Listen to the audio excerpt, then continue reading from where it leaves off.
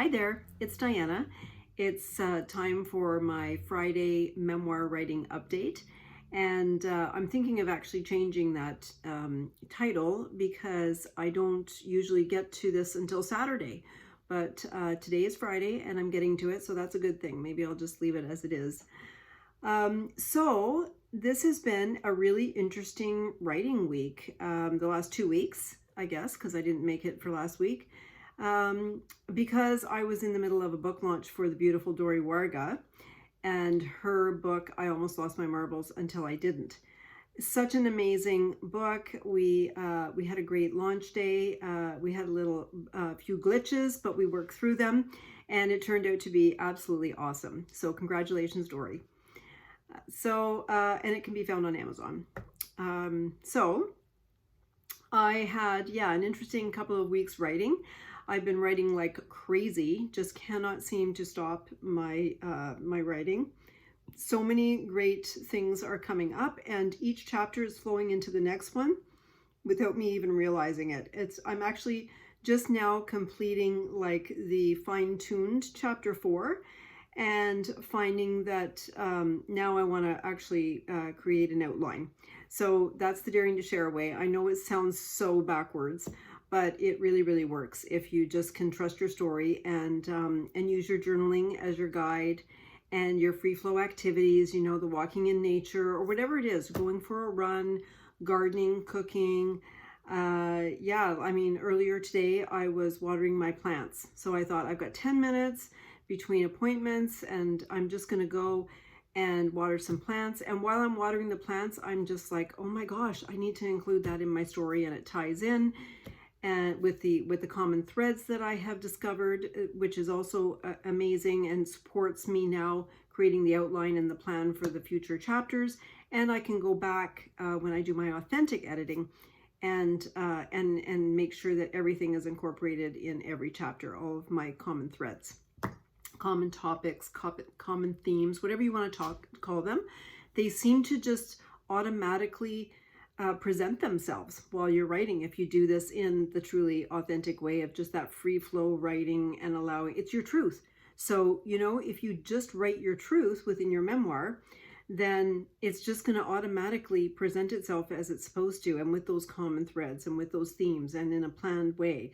Like it just happens. So, and it's not that it's just that you don't need to go back and fine tune it and do the editing, but it creates this beautifully authentic and genuine first draft. So that's where I'm at, and I am going to be doing 10 chapters, so it's probably going to take me a little bit longer. So the challenge that I had, obviously I didn't post last Friday about this update because I was entrenched in other work, working with other authors, and also really focused on Dori's launch. So I just had to, it wasn't actually a real challenge, but it's just something that may come up for you, is as you get busier in life and at different times while you're writing your memoir, you may have to just step aside sometimes, take a little break, and then come back when you're ready. And again, that's why we changed the masterclass workbook name to step by step instead of 12 weeks, because there's just too much pressure, man. You don't want to be doing that. It's exhausting writing a memoir and doing this, and we want to be able to just like focus on it and not have that timeline in the back of our head. So even if you're going to publish, I suggest that you give yourself a good 2-month leeway for your publishing date, because things come up. And, you may want to, at some point, you may go back and say, I want to rewrite this whole chapter. Well, that's like a whole week's work.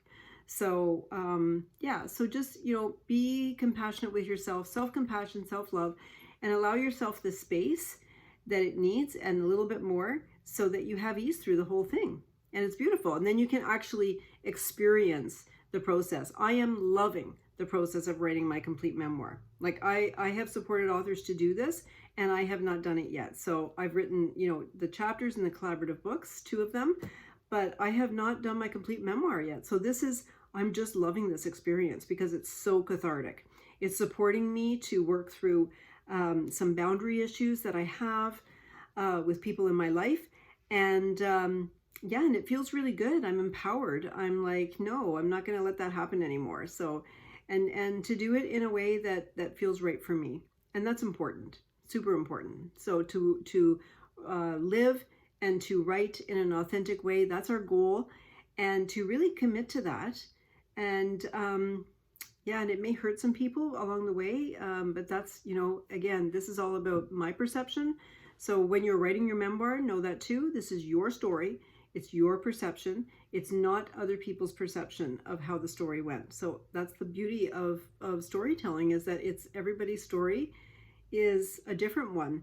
And one story can be interpreted and shared in many different ways.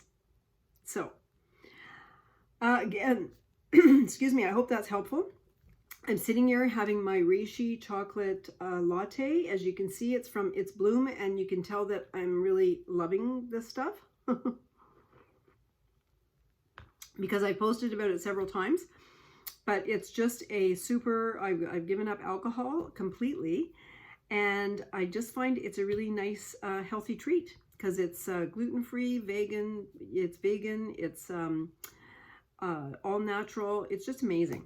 So if you want to try it, or find some other brand, whatever. I'm not endorsing them at all. I'm not getting paid to endorse them. I just happen to really like it. That's why I'm talking about them all the time. Okay, so have a great weekend and a great writing week ahead. And if you have any questions, just reach out. I'm happy to answer them or to have a chat. Okay, happy summer.